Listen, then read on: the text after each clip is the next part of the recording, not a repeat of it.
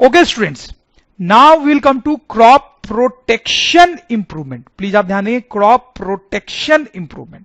ठीक है, देखो क्रॉप्स जब ग्रो कर रहे होते हैं या ग्रो कर चुके होते हैं तो बहुत सारे डेंजर्स होते हैं जो क्रॉप्स को बर्बाद कर सकते हैं। तो क्रॉप्स को प्रोटेक्ट करना बड़ा जरूरी होता है। ठीक, तो इसमें दो इंपॉर्टेंट पॉइंट्स हैं जो हम पढ़ेंगे। First is pest control during growth and second is storage of grains. Second point तो क्या आप समझ ही रहे होंगे कि जब क्रॉप से हमें ग्रेन्स मिल जाते हैं तो उनको स्टोर किया जाता है किसी जगह पे, तो स्टोर सेफली करना पड़ता है। ठीक है, नहीं तो फिर ग्रेन्स जो है वो डैमेज हो सकते हैं। और ये जो है पेस्ट कंट्रोल ड्यूरिंग ग्रोथ, इसमें क्या है कि जब क्रॉप्स ग्रो ही कर रहे होते हैं तब उनको बहुत खतरा होता है इंसेक्ट से, डिजीजेस से, तो उनसे उनको बचाना होता है। तो स्टूडेंट्स एक एक करके दोनों पॉइंट्स को देखते हैं। तो सबसे पहले इसको अटैक करते हैं। ठीक है, तो पेस्ट कंट्रोल, तो सबसे पहले पेस्ट होता क्या है, पेस्ट का मतलब क्या है? Paste is any destructive organism which can destroy और हार्म क्रॉप्स और products obtained from them. Please note students, क्या डिफिनेशन है? Paste is any destructive organism, paste is any destructive organism which can destroy और harm crops और products obtained from them. ठीक है, कोई भी डिस्ट्रक्टिव ऑर्गेनिज्म, ठीक है, वो एनिमल भी हो सकता है और प्लांट भी हो सकता है। कोई भी डिस्ट्रक्टिव ऑर्गेनिज्म जो कि डिस्ट्रॉय कर सकता है क्रॉप्स को या उनसे मिलने वाले प्रोडक्ट्स को, उसको क्या बोलते हैं? पेस्ट, उसको बोलते हैं पेस्ट स्टूडेंट्स। ठीक है, पेस्ट जो होते हैं मेनली तीन टाइप के होते हैं जो हम यहां पे देखने वाले हैं। एक होता है वीड्स, एक होता है इंसेक्ट्स और एक होता है pathogens. Please note the spelling, pathogens.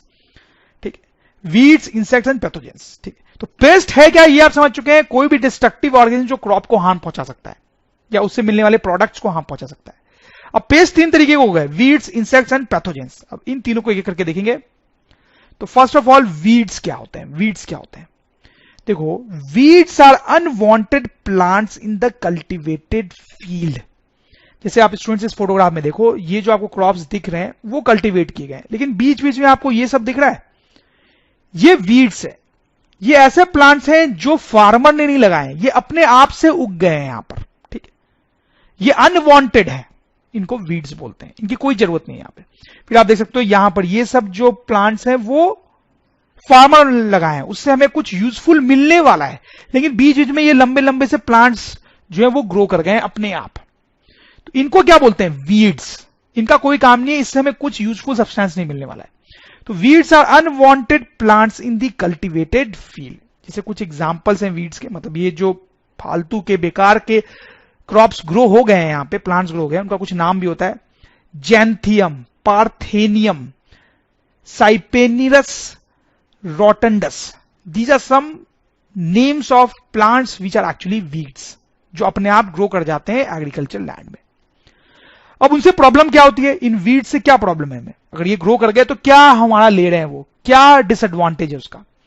They compete with desired crops for food, space and light. अब आप देखो, ये जो यहां पे वीड्स, अनवांटेड प्लांट्स ग्रो कर गए हैं, वो सॉइल से कुछ न्यूट्रिशन ले लेंगे, सॉइल से कुछ वाटर ले लेंगे, जो कि एक्चुअली इन क्रॉप्स को मिलना चाहिए था। ठीक है, तो इन क्रॉप्स का घाटा हो गया ना, इनको कम न्यूट्रिएंट्स मिलेंगे।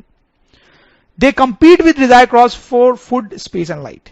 Desired crops get less nutrients and are adversely affected. सही है स्टूडेंट्स? ओके, अब इंसेक्ट्स, वीड्स की कहानी हो गई। अब insects, insects are other type of pest. Insects can harm plants in following ways. Insects क्या होते हैं ये तो बताने की जरूरत नहीं है, आप देख सकते हो यहां पर इंसेक्ट से कुछ फोटोग्राफ्स भी हैं। इंसेक्ट किस तरह से प्लांट्स को या क्रॉप्स को हार्म पहुंचा सकते हैं? They can cut roots, stems and leaves of plants. ठीक है, they can get into fruits, flowers and stem of plants, destroying them. ठीक है, they can suck food and water from plant bodies. वो plant की body में enter करके उससे उससे वाटर या फूड निकाल सकते हैं, सक आउट कर सकते हैं। तो प्लांट की बॉडी में फूड की कमी हो जाएगी, प्लांट जो है वो डाई कर सकता है। ठीक है, उसको कुछ डिजीजेस भी हो सकते हैं, right. Third type of pest are pathogens. अब पैथोजेंस एक अलग सा वर्ड आपको दिख रहा होगा। पैथोजेंस का मतलब क्या होता है? Any organism that can produce disease is called pathogens. ठीक है, for example bacteria, virus, fungi. This is fungi. These are some micro organisms जो कि प्लांट्स में डिजीज क्रिएट कर सकते हैं। हमारे बॉडी में भी, ह्यूमन बॉडी में भी ये सारी चीजें डिजीज क्रिएट करती हैं, वैसे प्लांट में भी डिजीज क्रिएट कर सकती हैं। तो इनको बोलते हैं पैथोजेंस। जैसे इन फोटोग्राफ्स में आप देख सकते हो कि ये जो प्लांट है उसमें कोई डिजीज हो गई है, इस प्लांट में भी कुछ डिजीज हो गई है, जिससे ये प्लांट्स जो है वो बर्बाद हो गए। ठीक है। Plants can get these organisms from soil, air and water. ये जो ऑर्गेनिज्म्स हैं जिनसे डिजीज हो सकती है प्लांट्स को, वो कहां से आते हैं? सॉइल से, एयर से या वाटर से। Diseases caused can spread in all crops on the field and destroy the entire cultivation। ठीक है, और समझ लो पैथोजेंस जो होते हैं बड़े डेंजरस होते हैं। अगर ये प्लांट में लग जाए तो प्लांट में डिजीज हो जाएगा और पूरे क्रॉप में वो डिजीज फैल सकती है, जिससे कारण कि पूरा का पूरा क्रॉप ही डिस्ट्रॉय हो जाए। ठीक है, तो हमने पढ़ लिए कौन से 3 टाइप के पेस्ट होते हैं, पैथोजेंस, उसके पहले हमने पढ़ा कौन सा, इंसेक्ट्स, उसके पहले वीड्स। अब किलिंग पेस्ट्स, ये जो पेस्ट है उनको कैसे मारा जाए ताकि क्रॉप्स बच जाएं।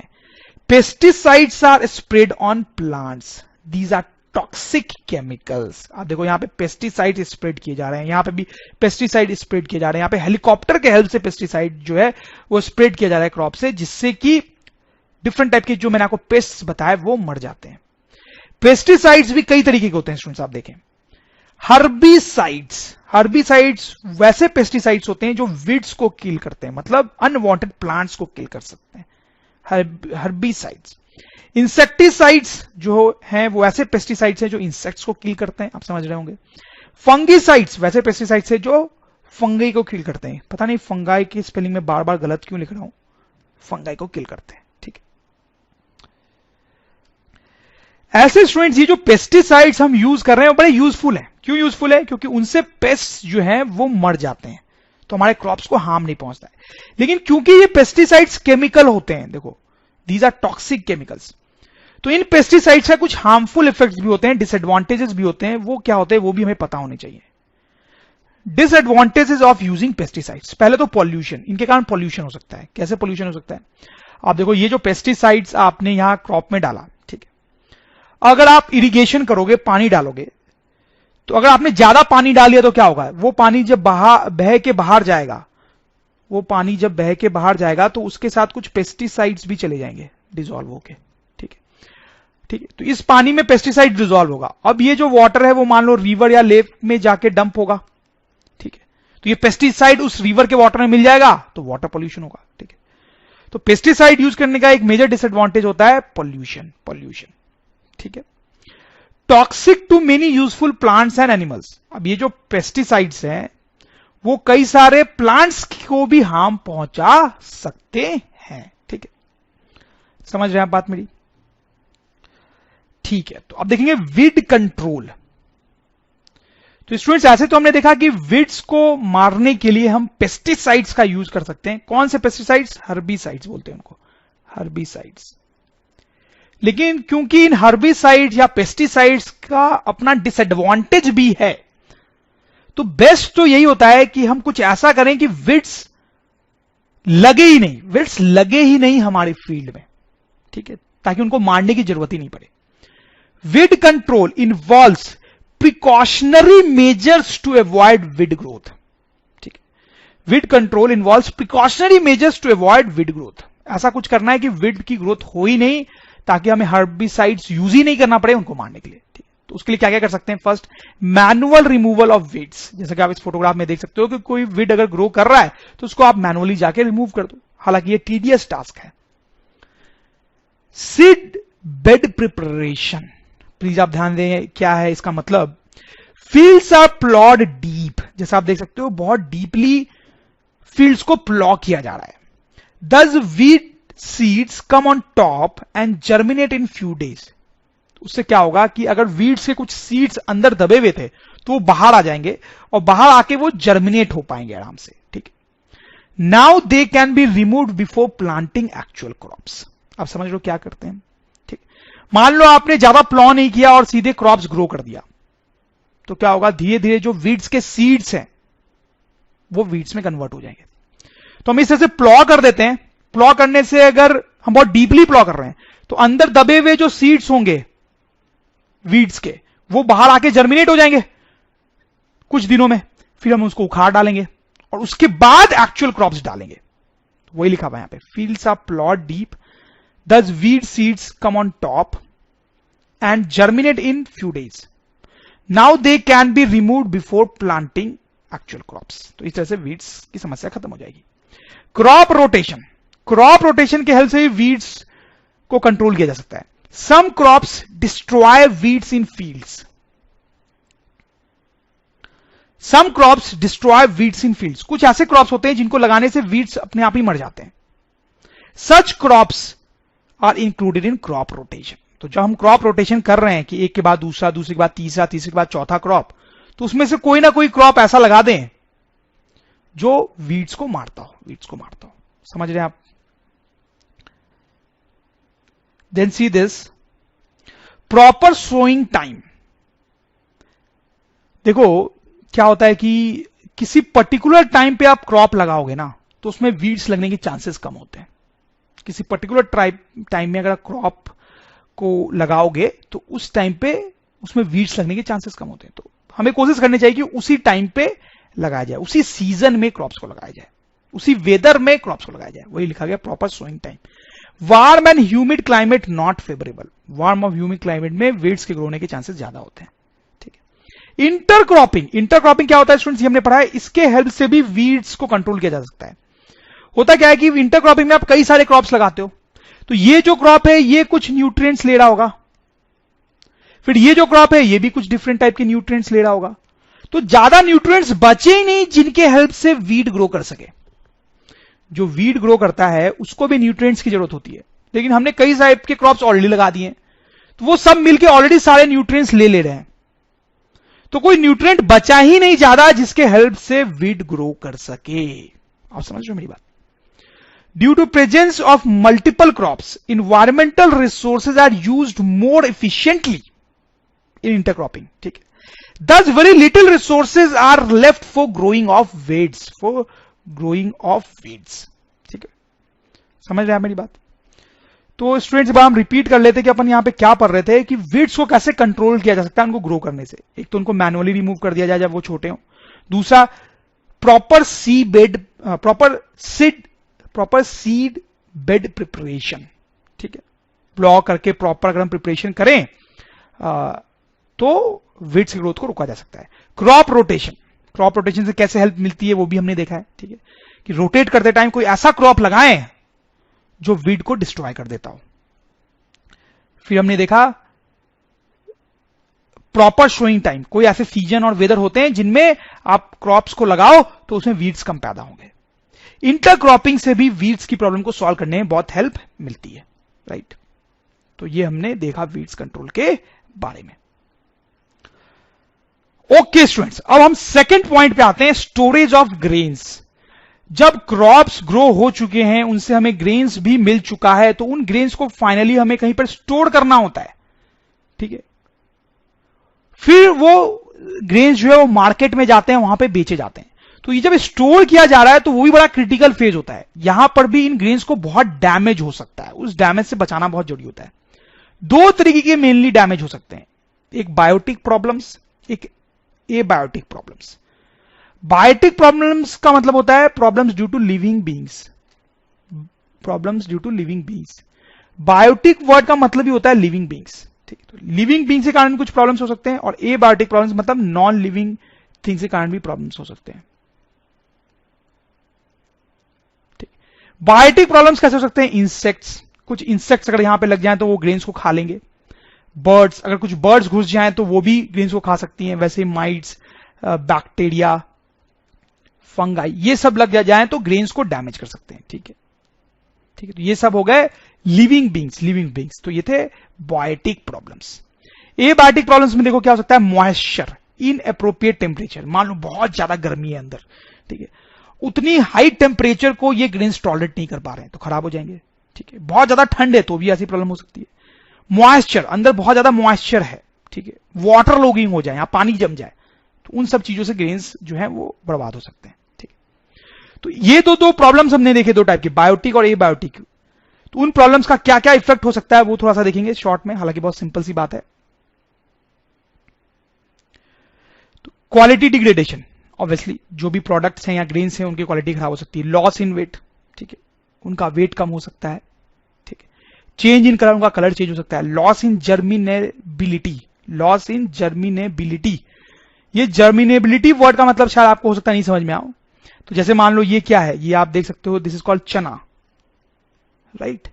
ये चना हम खाते हैं अपने घरों में, जर्मिनेट होता है, ठीक है, उससे ये व्हाइट कलर के चीजें निकलती हैं, तो हम बोलते हैं जर्मिनेट हो रहा है, ठीक है। तो अगर कुछ इंसेक्ट्स लग जाते हैं उस चने में जब वो स्टोर्ड है, ठीक है, जिसके कारण उसमें कुछ डिजीज हो जाए, तो उसमें जर्मिनेट होने की प्रॉपर्टी खत्म हो सकती है, जर्मिनेट होने की प्रॉपर्टी खत्म हो सकती है, राइट। ओके, तो इन सारी प्रॉब्लम से, स्टोरेज प्रॉब्लम से बचने का सॉल्यूशन क्या है? Proper cleaning of product and warehouse, ठीक है। वो जो ग्रेन्स है उनको प्रॉपर क्लीन करके रखा जाए, और वेयर हाउस उस जगह को बोलते हैं जहां पे स्टोरेज की आ गया है, वहां पे क्लीनिंग रखें, बिल्कुल बिल्कुल क्लीन रखें इन दोनों चीजों को, ताकि कोई भी इंसेक्ट या पेस्ट के लगने के चांसेस कम हो जाए। Proper drying of products before storing, उससे भी पेस्ट के लगने के चांसेस कम हो जाते हैं। Fumigation to kill pests and insects, fumigation to kill pest and insects. अब ये फ्यूमिगेशन क्या होता होगा आप सोच रहे होंगे। There are drugs which form toxic fumes which can kill pests, समझ लो, there are drugs which form toxic fumes which can kill pests. मतलब कुछ ऐसे ड्रग्स होते हैं, मेडिसिन होती हैं, ठीक है, उनको अगर हम स्टोरेज हाउस में डाल दें तो धीरे धीरे उनसे कुछ फ्यूम्स बनते हैं, कुछ फ्यूम्स बनते हैं। ये फ्यूम जो है वो इंसेक्ट्स या फिर जो भी जर्म्स है उनको किल कर सकते हैं, ठीक है। तो ये जो प्रोसेस है उसी को बोल रहे हैं फ्यूमिगेशन, फ्यूमिगेशन, ठीक है स्टूडेंट्स। तो स्टोरेज से रिलेटेड क्या प्रॉब्लम्स हैं, उनको कैसे सॉल्व किया जाए वो भी हमने देख लिया students. Biotic problems, abiotic problems, ठीक है। बायोटिक प्रॉब्लम्स में आ गई लिविंग बींग्स के कारण होने वाली प्रॉब्लम्स, जैसे insects, birds, mites, bacteria, fungi. Abiotic problems में आ गए मॉइस्चर, इनएप्रोप्रिएट टेम्परेचर वगैरह। उसका इफेक्ट क्या है वो भी हमने देखा, क्वालिटी खराब हो जाएगी, लॉस इन वेट वगैरह वगैरह। फिर उस सबसे बचने का सिंपल सिंपल से सॉल्यूशंस है वो भी हमने देखा students, right. Okay, so dear students, हमने काफी कुछ पढ़ लिया है। मैं आपको याद दिलाऊं कि हम क्या पढ़ रहे हैं इतने टाइम से। इंप्रूवमेंट इन क्रॉप यील्ड, हम पढ़ रहे हैं कि कैसे क्रॉप की यील्ड को बढ़ाया जा सकता है, हम ये पढ़ रहे हैं, ठीक है। उसमें हमने 3 पॉइंट्स देखे। पहला हमने देखा क्रॉप वैरायटी इंप्रूवमेंट। हमने इसमें देखा कि जो क्रॉप हम लगा रहे हैं उसका जो सीड यूज कर रहे हैं उसकी वैरायटी ही अच्छी हो। वैरायटी अच्छी होगी तो बाद में क्रॉप भी अच्छा होगा, सही बात।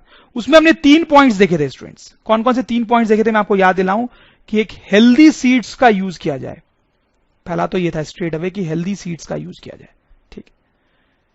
फिर उसमें दूसरा पॉइंट हमने देखा था स्टूडेंट्स कि हाइब्रिडाइजेशन का यूज किया जाए, हाइब्रिडाइजेशन का यूज किया जाए।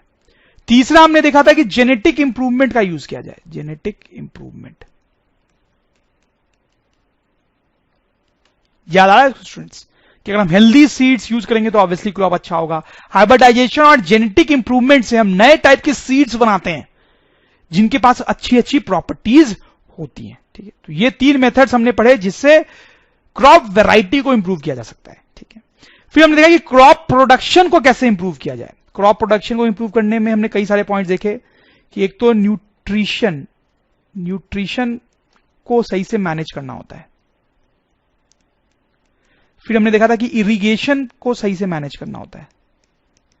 फिर हमने देखा था कि क्रॉप पैटर्न से भी बहुत फर्क पड़ता है, ठीक है। तो न्यूट्रिशन मैनेजमेंट में हमने क्या क्या पढ़ा था स्टूडेंट्स कि न्यूट्रिशन मैनेजमेंट के लिए मैन्योर और फर्टिलाइजर्स का यूज होना चाहिए। ये क्या है, सॉइल में न्यूट्रिएंट्स डालते हैं जो प्लांट्स तक पहुंचेगा तो उनकी ग्रोथ अच्छी होती है। याद आ रहा है आपको।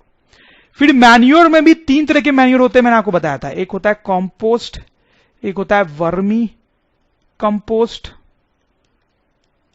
और एक था ग्रीन मैन्योर। याद आ रहा है, ठीक है। ओके, ये था न्यूट्रिशन मैनेजमेंट की बात। फिर इरिगेशन में हमने देखा था कि बहुत सारे मेथड्स है इरिगेशन के। रेन पे लोग जनरली रिलाई करते हैं बट उस पर रिलाई नहीं करना चाहिए। उसके अलावा हमें वेल्स का यूज करना चाहिए, कनाल्स का यूज करना चाहिए, टैंक्स का यूज करना चाहिए, रिवर लिफ्ट सिस्टम होते हैं फिर, and very importantly rain water harvesting का यूज करना चाहिए, रेन वाटर हार्वेस्टिंग, सही है। फिर क्रॉप पैटर्न से भी प्रोडक्शन बढ़ सकता है, हमने ये देखा था, तो उसमें हमने देखा था कि मिक्स्ड क्रॉपिंग का लोग यूज करते हैं। फिर और बताएं, इंटरक्रॉपिंग, फिर और बताएं, क्रॉप रोटेशन, ये सब हमने पढ़ा है उसमें, ठीक है। तो बहुत सारी चीजें पढ़ी हैं क्रॉप प्रोडक्शन मैनेजमेंट में, ठीक है। फिर हमने देखा क्रॉप प्रोटेक्शन मैनेजमेंट, तो उसमें भी हमने देखा कि एक तो पेस्ट कंट्रोल करना पड़ता है, ठीक है, पेस्ट कंट्रोल। उसमें भी हमने देखा कि पेस्ट 3 तरीके के होते हैं, weeds, insects and pathogens. Pathogens वो हैं जिनसे डिजीज फैलती है। फिर हमने देखा कि स्टोरेज जो होती है उसमें भी ध्यान रखना पड़ता है, उसमें भी 2 तरीके की मेन प्रॉब्लम होती है, एक बायोटिक और दूसरी एबायोटिक, ठीक है स्टूडेंट्स। तो ये पूरी समरी है कि हमने क्या क्या पढ़ा, कि किस तरीके से क्रॉप की यील्ड को बढ़ाया जा सकता है। तो पहला स्टेप है कि सीड्स ही अच्छे यूज करें ताकि पैदावार अच्छी हो। दूसरा कि जब ग्रोथ हो रही है क्रॉप्स की तो प्रॉपर उसका ध्यान रखा जाए कि उसको न्यूट्रिशन अच्छा मिल रहा है, ध्यान रखा जाए कि उसको वाटर प्रॉपर मिल रहा है, और यह भी किया जा सकता है कि क्रॉप के पैटर्न को अच्छा बनाया जाए। फिर क्रॉप को प्रोटेक्ट करना भी इंपॉर्टेंट है हार्मफुल एलिमेंट से, जैसे पेस्ट कंट्रोल करना इंपॉर्टेंट है।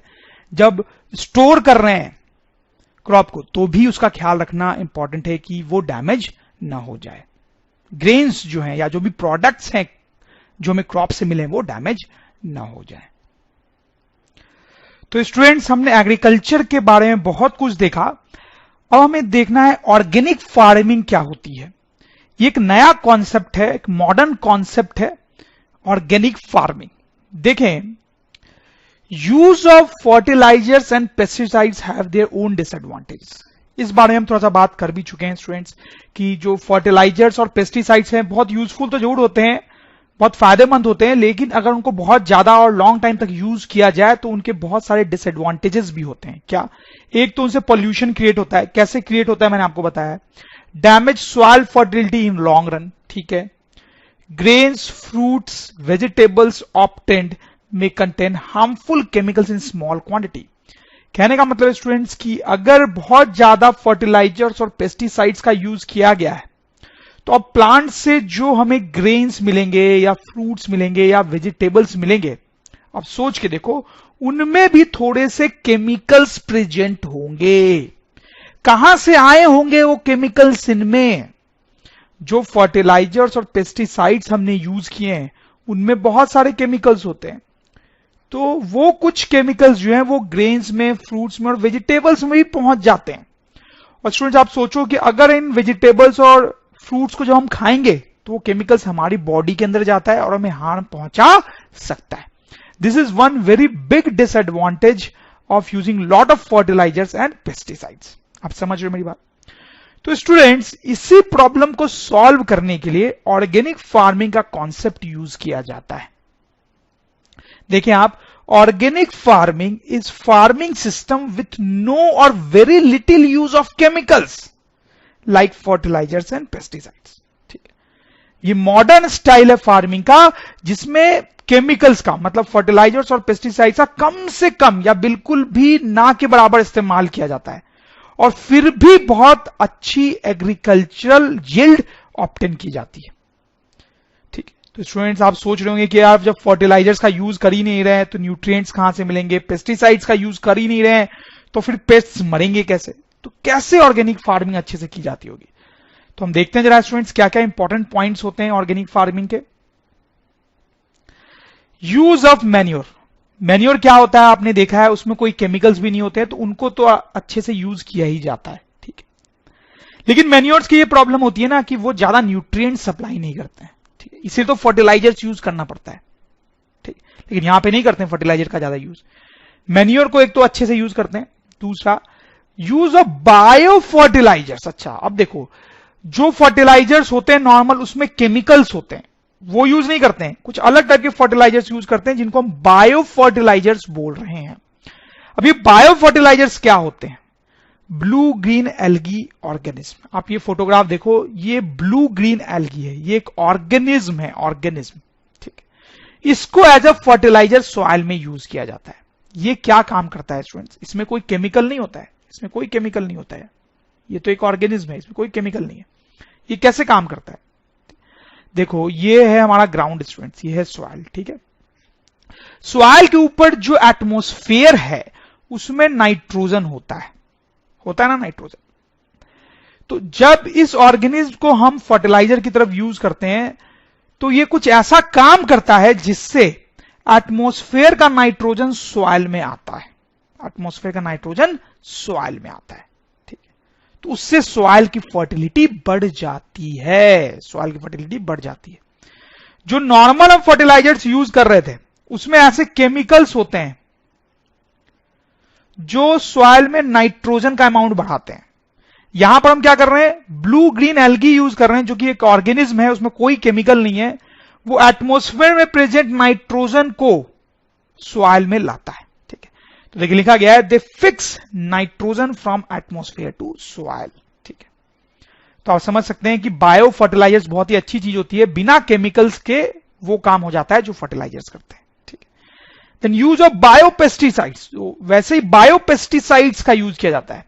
बायोपेस्टिसाइड्स में किन चीजों का यूज किया जाता है? देखें, neem and turmeric can kill small can kill some pests, ठीक है। नीम आपको पता है, टर्मरिक आपको पता है, ये सब किचन में यूज होने वाले सिंपल चीजें हैं, इनसे पेस्ट्स को मारा जा सकता है, तो इनका यूज किया जाता है पेस्ट कंट्रोल में, ठीक है। Some micro organism can also kill pests, ध्यान देंगे, they are intentionally put in soil to kill pests, they act as bio fertilisers, ठीक है स्टूडेंट्स। तो आपको समझ में आया कि जो नॉर्मल फर्टिलाइजर्स और पेस्टिसाइड्स है जिनमें बहुत सारे केमिकल्स होते हैं, उनके जगह पे हम बायो फर्टिलाइजर्स और बायो पेस्टिसाइड्स का इस्तेमाल करते हैं ऑर्गेनिक फार्मिंग में। फिर देखिए आप, weed and pest control systems are used so that use of pesticides is not required. Students, मैंने आपको वीड कंट्रोल पढ़ाया था कि क्या मेजर्स हम ले सकते हैं ताकि वीड हो ही नहीं, ताकि उनको मारने की नौबत ही नहीं है। तो उस तरीके के मेजर्स लिए जाते हैं जिससे वीड और पेस्ट जो है फील्ड में लगे ही नहीं, और वो लगेंगे ही नहीं तो पेस्टिसाइड की यूज करने की नौबत ही कम आएगी, ठीक है। मिक्स्ड क्रॉपिंग, इंटरक्रॉपिंग और क्रॉप रोटेशन, ये जो टेक्निक्स होती है इनका भी इस्तेमाल किया जाता है। ये किस तरह से यूजफुल होती है ये तो हमने देखा ही है स्टूडेंट्स, ठीक है। ओके, तो ये हमने देखा कि ऑर्गेनिक फार्मिंग क्या होती है। क्यों ऑर्गेनिक फार्मिंग करने की जरूरत है वो आपने देखा, क्योंकि ज्यादा फर्टिलाइजर्स और केमिकल्स के यूज से ये डिसएडवांटेजेस होते हैं। फिर ऑर्गेनिक फार्मिंग में हम क्या क्या काम करते हैं उसकी एक लिस्ट है, वो भी आपको पता होनी चाहिए। एक बार हम रिकॉल कर लेते हैं स्टूडेंट्स। बेसिकली केमिकल्स का यूज कम करना होता है, तो मैन्योर्स का यूज करते हैं, बायो फर्टिलाइजर्स, बायो पेस्टिसाइड्स का यूज करते हैं, वीड कंट्रोल और पेस्ट कंट्रोल मेजर्स लेते हैं ताकि पेस्टिसाइड्स की जरूरत ही कम पड़े। फिर हेल्दी क्रॉपिंग करते हैं through mixed cropping, intercropping and crop rotation, ठीक है। तो इंडिया के बहुत सारे पार्ट्स में ऑर्गेनिक फार्मिंग कुछ अमाउंट में भी की जाती है और बहुत अच्छे रिजल्ट्स भी आ रहे हैं, लेकिन अभी भी लार्ज स्केल पे ऑर्गेनिक होनी बाकी है।